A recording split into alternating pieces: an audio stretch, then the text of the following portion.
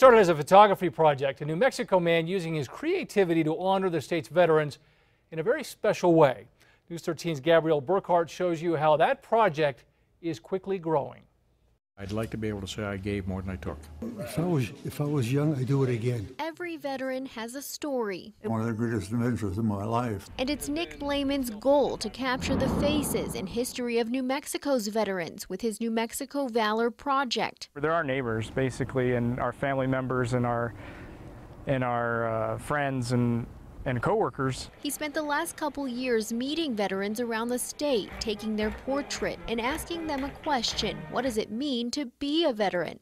It means that I served my country when it needed me. Medal of Honor recipients Sergeant Hiroshi Hershey Miyamura took part, along with retired Master Sergeant Leroy Petrie. I've met amazing people, men and women that, put their life on the line to defend our country and our state. People like retired Colonel and Korean War vet Kenneth Moorhead. There was a draft back then, but if you volunteered, you had more of a choice.